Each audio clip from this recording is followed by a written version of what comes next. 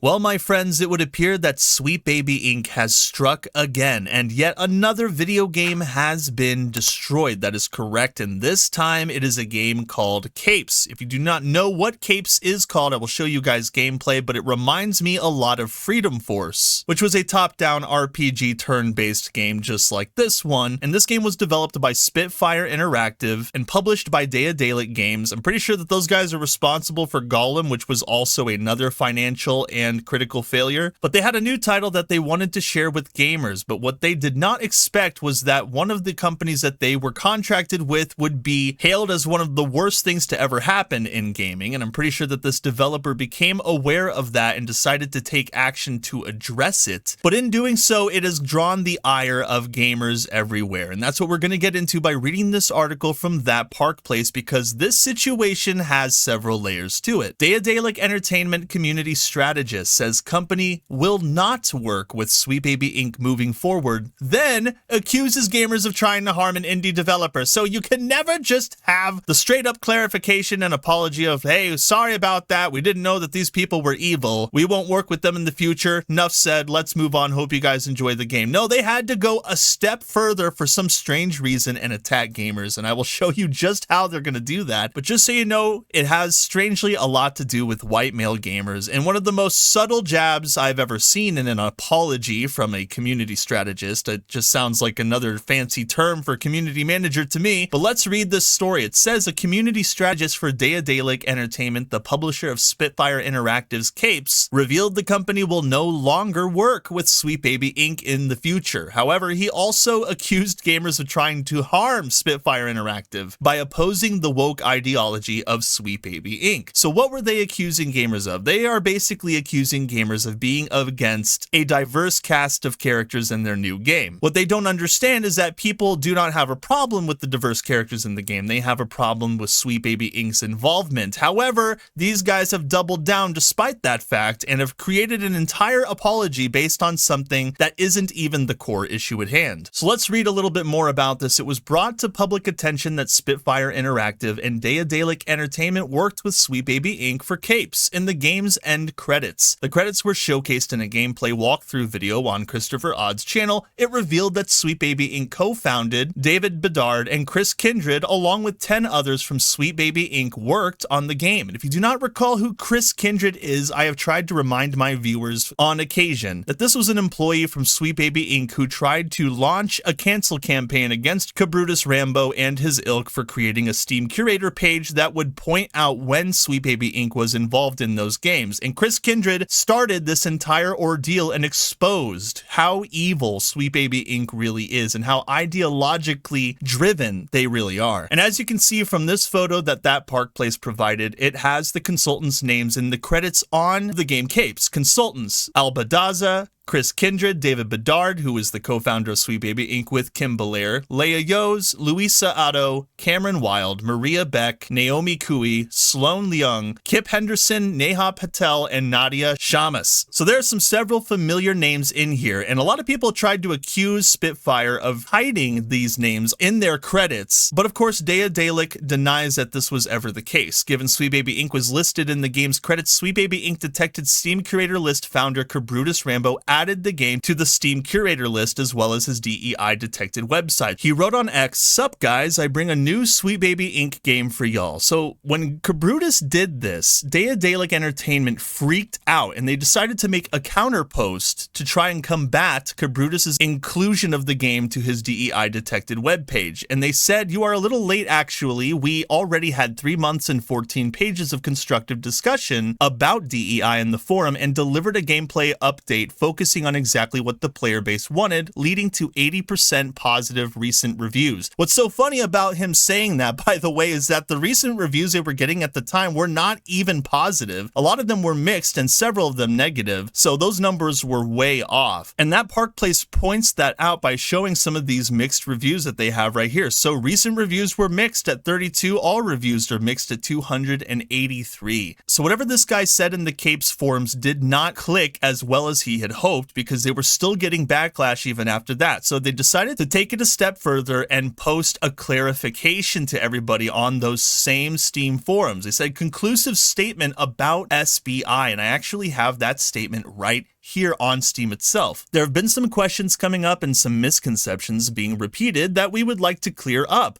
The developer said, first off, I'm not a developer at Spitfire Interactive, but community strategist over at the publisher, Daedalic Entertainment. Steam just shows anyone with administrative access as a developer, so yes, this guy's not a developer, he is a community strategist, or a CM, or whatever. Why are 12 people listed on their credits, I assume is what he means, when they didn't do more work on the game than connecting with voice actors? It is an industry norm, he says, that if you contract a company, you credit the whole company, or at least that they tell you who they want listed in your credits. And he says if we really would have wanted to hide something, we wouldn't have put SBI into the credits at all, nor would we have been already talking in the Steam forums about it during the last 3 months after release. I have to admit that this guy does seem genuine in some areas. I think that he makes several mistakes and then a huge hiccup at the end, but I do think that the developer's intentions are in the right place. It doesn't seem like they're trying to hide anything in the credits, and maybe some people have pointed that out. But if they didn't care about their game or didn't care about the backlash that they've gotten about Sweet Baby Inc., I doubt that they would have made any kind of address about it or any kind of announcement pertaining to Sweet Baby Inc.'s involvement in their game. They do flesh out what Sweet Baby Inc. did. And what Sweet Baby Inc. did when they were hired onto this project was they acted as middlemen for voice actors who were voicing these characters. It was alleged that they worked on the diverse characters in this game and tried to ensure that they were included, but I haven't really gotten confirmation on that just yet. I did see their comment here in this post from the other day where they said we were already able to explain that SBI only worked briefly, mainly to bring the 4 to 5 people strong indie dev team in contact with fitting voice actors together with the devs, and many first skeptical players were able to find out that there was no hidden agenda or something else we forced down your throats. So yeah, it has not been confirmed, but I am a little bit curious about what I was reading in their new letter they sent out today, where they said if a diverse cast of heroes makes you not want to play capes, that's your decision, but we are surely not the enemy. At least we don't see you as one for making this decision. Why would they say this if those two things are not connected? Where the cast being diverse and us not wanting to play it, them presuming that it is white people saying this, why would they connect those two dots but then go on to say that Sweet Baby Inc. had nothing to do with it? That is a little bit weird. But again, no proof. They go on to say, why did you still work together with them after all they said? The devs collaborated with SBI in early 2022. We are aware of the statements being done by individuals connected to SBI in the years to come, but in 2022 there was no sign of that. It is likely that the decision would have been a different one in 2024. What that tells me is that Spitfire and Daedalic freaked out when they saw what Sweet Baby Inc. has been doing over the last several months, and currently they would not work with them in the future because they probably don't want that kind of flack for their games, especially since their game on Steam is not doing particularly well, which I will touch upon. So they're aware of all of these comments that Sweet Baby Inc. employees have been making lately, but they admit that Sweet Baby Inc. is not the most loved company out there and that their association with them is bringing them nothing but trouble, so they do point that out. But what troubles me is the fact that they said that in 2022 everything seemed fine. I don't know if you guys recall what Kim Belair, the CEO of Sweet Baby Inc., said in 2019, which was years before 2022, in which he said that they want to terrify their clients into doing what they want by taking them to lunch and warning them, hey, if you don't make your entire character cast diverse, you could get a lot of backlash and people could just stop supporting your game. Well, it turns out that they did the complete opposite of that and still yielded the same exact results. So Kim Belair was wrong, but then again, Kim Belair said this in 2019. So Spitfire had to have known because this was at a GDC conference, a game developers conference. So how did they not know about this and then hire them anyway? How in the world did they hear about Sweet Baby Inc. in the first place when Sweet Baby Inc. has made clear its goals from the get-go? But hey, they say they wouldn't work with them anymore, so I guess it is what it is, right? You have to learn that, they continue. As a company bringing games to an international audience, we take the term inclusivity and equality literal. We don't condone hate towards any type of group, okay? They don't condone any hate to any group. This includes, they say, among POC, LGBTQ+, and others, white male gamers gamers as well. I do find it funny that they mention white male gamers at the very end as if they are an afterthought, which is hilarious. They also say white male gamers as if like white male gamers are a category, LGBTQ plus are a category, but it's okay. It's just a little nitpick from myself. But they say it is sad that we have to actually word it out. It should be a given. We are all gamers, right? No matter who we are. If a diverse cast of heroes makes you not want to play capes, that's your decision, but we are surely not the enemy. See, that's the problem. They say if a diverse cast of heroes makes you not want to play capes, that's your decision. So what they are seeing in their minds is the biggest problem people have is that the cast of the game is way too diverse. But that is not the problem that gamers have been expressing vocally for months now. No, they are not sick of that. They're sick of the Sweet Baby Inc. involvement. Having a diverse cast of characters in a game is not a bad thing, okay? Having a black dude and an Asian dude and a white girl or whatever, that's fine. It's when Sweet Baby Inc. is attached and there is very clearly an agenda at play on their end that rubs people the wrong way. And when they see a diverse cast present because of Sweet Baby Inc.'s involvement, that raises several red flags and casts doubts on the quality of the game. From what I'm seeing, the quality of the game is not up to par, at least for general gamers who actually gave it a shot, which we'll see in a minute. But they make this seem as if this entire issue, all of this backlash stems from gamers not wanting diverse people in their video games. So what that tells me is that this is aimed at white people. And it appears that's why they included white male gamers at the end. Oh, you white male gamers don't like a diverse cast of characters? That's fine. We're all about inclusivity and equality, even though it is pretty much you white people's fault that this game is doing very poorly and that the backlash is so rampant. But he says that we are surely not the enemy. At least we don't see you as one for making this decision. Oh, okay, so white people made the decision not to play this because white people are racists who don't like diverse people in video games. Is that what you're trying to say, Daedalic Entertainment? It certainly does seem that way, but they go on to say that at the moment, some, not all of you are actively trying to harm a small indie dev studio to teach them a lesson that they never really needed to learn. So now they're accusing gamers of not only being racist, but they're also accusing gamers of actively trying to harm the indie dev. It's not the ideology and Sweet Baby Inc. that we're against. No, we're just trying to hurt Spitfire and Daedalic because they've had some hard times and they're victims, and gamers are just a bunch of bullies. And how are we bullies? By not playing your game or voting with our wallets to not purchase your game. That is apparently bullying now, and that justifies accusing white people of being racist. Here's why this part of the announcement is so funny. It's not just white people not playing this game. Let's take a look at the Steam charts so that we can see how many people are playing capes. Oh my goodness, it peaked all time at 387 on the day it released, has gone downhill since then and has not recovered. An hour ago, there were only 12 people playing. That reminds me so much of Tales of Kinzera. That game had maybe like 20, 30 people playing it, 9 people playing it. Suicide Squad barely has any people playing it. And the funny thing about that is that they all had Sweet Baby Inc. working on their game. It's just so unfortunate that Daedalic sees this as gamers being against them, their own development team, their own studio, rather than the ideology itself or Sweet Baby Inc. And they claim that they know so much about what Sweet Baby Inc. has been doing, and yet when so many people in their comments point out to them why they are upset, this community strategist either refuses to engage with those people or threatens to ban them, or even goes as far as just outright banning them. And I have proof of that too, because I was looking at posts concerning this message and saw something from Tebow. Tebow posted a video earlier today and somebody commented on his video saying they are banning people on Steam for asking questions within the rules, and this is Penta, that specific community strategist who did this, making claims within the rules and just not believing them. All I said was I think he's lying about removing all of SBI stuff and why I believe it. Provided a screenshot, so it says you have been banned from Cape's Community Hub. And the only thing that this guy said was, I think he is lying to try to save the game. I believe Sweet Baby did change stuff and it stayed changed. Why hire more consultants than devs and have them on their payroll for a few years then take nothing they said into account? It sounds like a lie, but he does say it sounds, and he says I think, and he says I believe. He doesn't say it definitively, but this guy just got banned for simply stating his opinion because the community community strategist within this forum does not want people to start believing any kind of misinformation, but no conversation is being had either, which is why people are calling out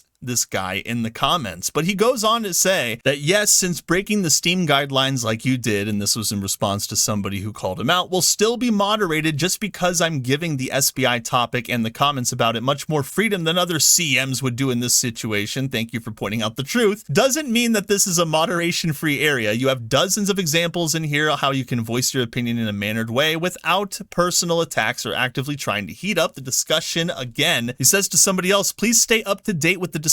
You are repeating points that I already addressed in my statements or are visibly debunked by other comments in here. As said before, if you are trying to spin your own narrative or try to create more drama by spreading false information, I have to do what is written in my job description and intervene. And all this guy said is that it seems like a fake account made by a member of Spitfire or something. But that guy pushes back against this community strategist. He says nothing I posted was false information. Every single link I posted here were of statements coming from the horse's mouth on video. I'm trying to get you to understand why you are getting this backlash, and yes, you stated that you don't condone hate towards any group, yet you hired a company that does, and that is true. They did hire a company who in 2019, many years ago, admitted that that's exactly the kind of thing that they do. They want to push white males out of the gaming industry, they want to insert themselves into every game that they help develop, and they want to terrify their customers into doing what they want, even to the point of intimidating them with social fears. And what's sad is that the Daedalic representative also pushed that same kind of hatred out to white people in that last paragraph. If that guy had not posted that last paragraph, I'm pretty sure that people would have taken his post more seriously and more positively. But because he put in that last paragraph that it was somehow white people's faults that this game is getting so much backlash, and that the reason for it is because the cast is diverse and that everyone's just a bunch of racists, people are really mad at this guy. Again, 387 people were your peak, and how many of those people were white people? Who knows? But you know how many non-white people didn't play that game? Hundreds of thousands to millions of non-white people didn't play it. They couldn't even hit 1,000. So the people they were trying to cater to in the first place didn't even play it. Well, who knows who they were trying to cater to, whether it be white people or anybody else. But it certainly seems that they prioritize certain demographics over others. That is seemingly why they put LGBTQ plus and POCs right at the beginning of that statement, saying that among POC, LGBTQ plus and others, white male gamers as well, because cisgender white straight men, I guess they feel, are the minority now. But I certainly do not believe that everybody thinks you are the enemy. And I can't even recall seeing anybody say anything about the diverse cast of characters in this superhero game. But what I do see is resentment aimed at a specific demographic, because I don't see this guy blaming a bunch of non-white folk for this game failing. He just seems to be aimed at the people who he claims are against the diverse cast. Clearly, there is some kind of miscommunication going on here. The people in the forums are saying, no, that's not what we're mad about. He's not responding to those. This person responds to all of this guy's responses to his other posts. He says, there's no clarity at all. You are only now attempting to minimize SBI's involvement 2 years after the fact because of your own buyer's remorse. None of us have any reason to believe your claims about SBI's minimal involvement because such claims are completely self-serving at this point. And two, there are no shortage of publishers and developers currently desperately trying to minimize the involvement of SBI and similar groups in those projects too. It simply doesn't pass the smell test when industry people like yourself, who seemingly never tire of crowing about diversity and modern audiences and how your games are for everyone, all while handing out jobs to like-minded grifters like SBI, only to turn around now and attempt to claim some sort of apathy or ignorance, or attempt to gaslight us into believing that a consultancy firm was retained and paid real money to do nothing.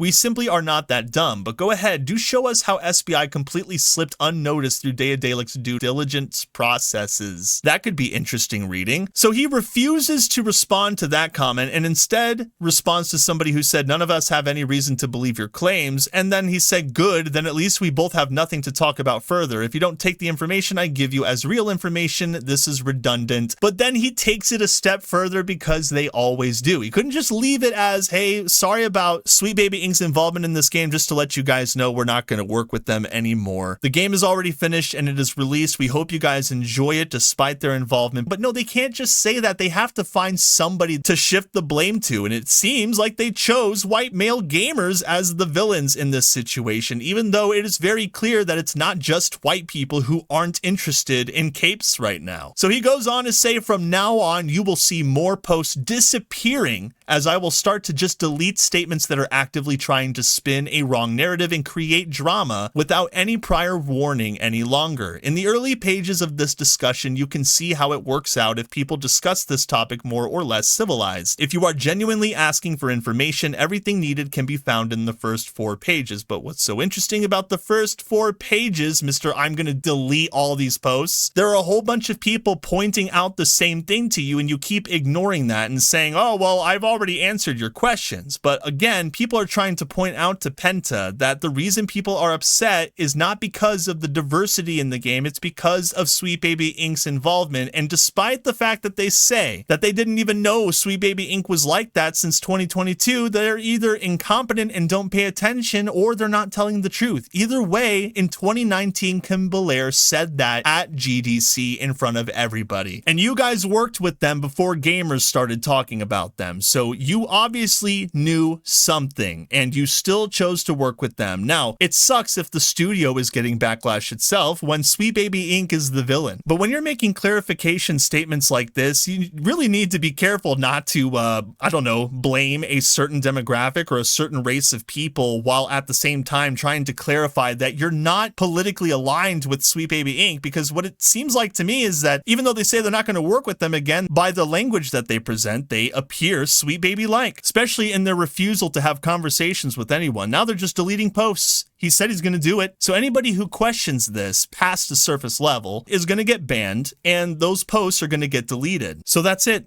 You can only ask a limited number of questions. If you try to dig any further, you will be lambasted and removed from the conversation, because Daedalic Entertainment is not interested in actually telling the entire truth. They just want to give you the surface level bullet points and they want you to move on without question and still buy the game. Are gamers who spent their hard-earned money on this game without knowing Sweet Baby Ink's involvement going to get their comeuppance? Because it doesn't seem like they are going to get their comeuppance, but of course you're a victim for having Sweet Baby Ink involved in your game, but gamers aren't victims for having bought a game that has them involved in it? Why is it that you can be a victim, but gamers can't be victims? The gamers are the villains now? They're to blame because your game failed, even though gamers are making it very clear to you that you are not the villain. It's who was involved in your game that made your game fail. But with that being said, we're going to take a look at a little bit of gameplay. I have a little bit of it right here. I'll show it to you guys. I'm not going to do a full screen thing, but you'll get an idea of what this game is about by taking a look here. So it's just like a top-down superhero RPG thing. To be honest with you, the graphics don't look all that insanely great, but I've seen worse. And from what I hear, the game does not have too many woke things going on in it. There's not too much that just screams DEI unless you count a diverse cast of characters as DEI related. I don't particularly do that unless I know for a fact that DEI fueled gaming consultancy was a huge factor. Then I start to ask some questions, but generally I don't really have a problem with that. But other than that, the game doesn't look all that interesting, and judging by what people are saying on Steam and from how many people are playing it on Steam, it doesn't look like it was a success. It looks like it flopped really, really hard, which is probably why we got a clarification statement in the first place. Now, if only they had not said such a stupid racist thing towards white people, maybe things would be great. Maybe they should come out and apologize for saying that silly statement at the end. Maybe they didn't intend for it to come off that way, but it certainly did, and it absolutely appears that you are blaming white people for your problems. You're blaming white people for not enjoying your game, not buying your game, but when you only have a couple hundred people who bought it, I mean, really, how many people didn't? They don't ever consider that number. They only consider who is against the people who work on their games. From the looks of it, their superiors had to have told them that white people are the cause for their game's failure. I don't know. But what I do know is that this conclusive statement about SBI is all but conclusive. It's very inconclusive. It doesn't answer the real question. Who is to blame for the failure of your game? Is it white people? Is it Sweet Baby Ink What is the real problem? What is the real cause of your game failing? I believe that if you find the real answer to that question, that is when I believe we will be able to find a solution. And that is all I've got for you guys in this video today. I hope you all enjoyed it. If you haven't had the chance to like it and share it with your friends, that would be awesome. And hey, if you're feeling ultra spicy, consider subscribing to my channel so that you're always up to date on what kind of thing I've got going on. I look forward to seeing you all in the next one. Later. Meow meow.